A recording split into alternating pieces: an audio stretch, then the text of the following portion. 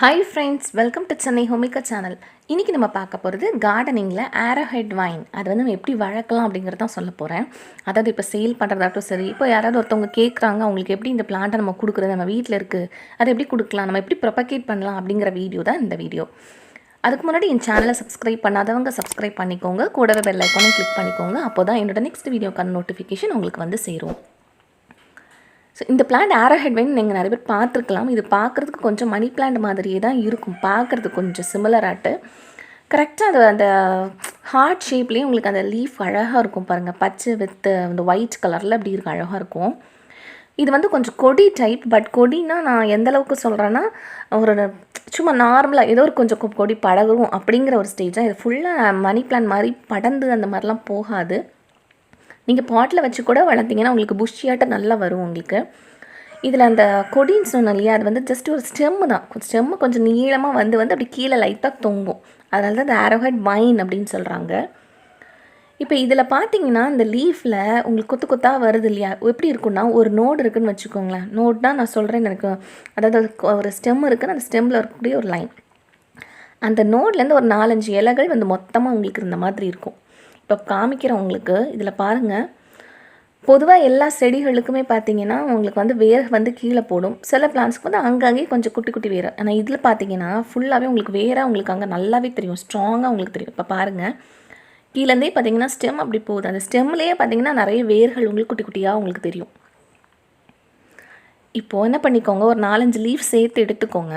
இப்போ நான் சேர்த்து எடுக்கிறேன் இல்லையா, இப்போ இந்த லீஃப் வந்து எங்கே போய், அதாவது மொத்தமாக அந்த கொத்தாக இருக்குது இல்லையா, அது வந்து எந்த ஸ்டெம்மில் இருக்குதுன்னு ஃபஸ்ட்டு பார்த்துக்கோங்க.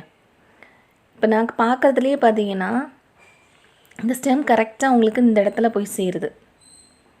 ஓகேங்களா? இப்போ ஸ்டெம் சேர்கிற இடத்துல வந்து உங்களுக்கு நோடும் இருக்கணும், ப்ளஸ் உங்களுக்கு வேர்கள் வந்து உங்களுக்கு நிறையவே இருக்கணும். இப்போ இந்த இடத்துல போய் சேருதா, இப்போ அந்த ஒரு இலை இருக்குது, அந்த ஒரு இலையை நீங்கள் வந்து கிள்ளி விட்டுருங்க. ஓகேங்களா? கரெக்டாக உங்களுக்கு அது ஒரு நோடாக இருக்குது, இன்னொரு நோடாக இருக்குது, நிறைய வேர்களும் அப்படி பக்கத்தில் இருக்குது. இப்போ கரெக்டாக அந்த இடத்துல நான் கட் பண்ண போகிறேன்.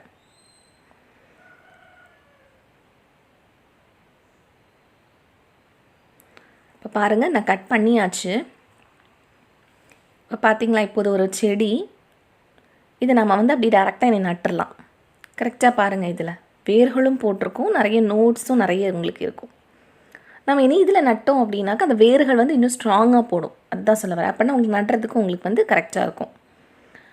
இப்போ அதை நடுறதுக்கு நான் மண் கலவை எப்படி இருக்க போகிறேன் அப்படின்னாக்க, கொஞ்சம் பாட்டு வந்து மண் எடுத்துக்கிறேன், அதுக்கு ஈக்குவலாக உரமும் எடுத்துக்கிறேன். அதுக்கு பிறகு அதுக்கு ஹாஃப் ஆட்டு நான் வந்து கொக்கோ பீட் எடுத்துக்கிறேன். இந்த செடிக்கு கொக்கோ பீட் போடணும், உரம் அப்படின்னு கூட அவசியம் இல்லை. கொஞ்சம் மண் கலவை கொஞ்சம் நல்லாவே இருந்தால் போதும். ஓகேங்களா? நான் பொதுவாக இந்த இதுலேயே நான் பண்ணுறதுனால நான் இந்த கலவையில் நான் யூஸ்வலாக எல்லா பிளான்ட்ஸுமே நடுறேன் நான். அப்புறம் நான் வந்து இது சேல்ஸ்க்காக வச்சுருக்கிறதுனால கவர்ஸ்லேருந்து நான் ஃபர்ஸ்ட் ஃபில் பண்ணுறேன். நீங்கள் வந்து பாட்டில் வீட்டில் வைக்கிறீங்க அப்படின்னா பாட்டிலே நீங்கள் வச்சுக்கோங்க, நல்லா சூப்பராகவே வரும், இன்னும் நல்லா அடர்த்தியாக வரும். இப்போது இந்த கவர்ஸில் வச்சுருக்கேன்னு சொல்கிறேன் இல்லையா, அதை கவர் ரெடி பண்ண உடனே, கவரில் மண் ரெடி பண்ணி தண்ணி விட்டுக்கோங்க, நல்லா ட்ரெயின் ஆகுதான்னு பார்த்துக்கோங்க. ட்ரெயின் ஆகலைன்னா கரெக்டாக அந்த ஓட்டை அதெல்லாம் போட்டுக்கோங்க தண்ணி வெளியேறதுக்காக. இப்போ நான் தண்ணியெலாம் ஊற்றி ரெடி பண்ணி வச்சுருக்கேன். இப்போ அதில் நான் என்ன பண்ண போகிறேன்னா அந்த பிளான்ட்டை நட போகிறேன்.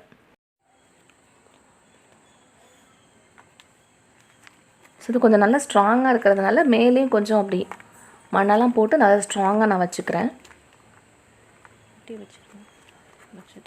இது இப்படி ஒரு கொஞ்ச நாள் வச்சுக்கோங்க, ஒரு 20 நாள் கிட்ட அப்படியே வச்சுக்கோங்க. உங்களுக்கு அழகாக வேர் போடும் 20 நாள்லையே. தண்ணி விட்டுக்கோங்க, டெய்லி தெளித்து தெளித்து இப்படி கொஞ்சம் கொஞ்சம் தண்ணி விட்டுக்கோங்க வேர்களில்.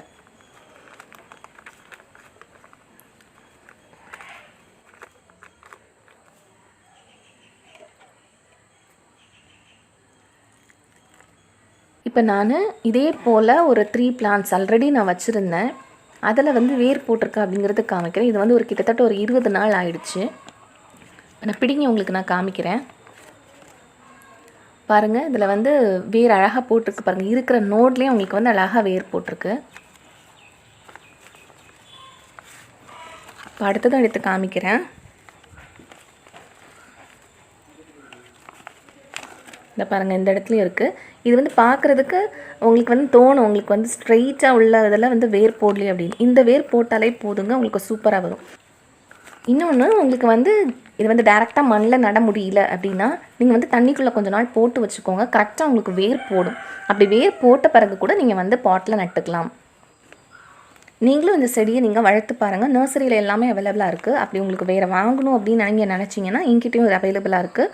என்னை நீங்கள் காண்டாக்ட் பண்ணிக்கலாம் இந்த ஜிமெயில் ஐடியில்.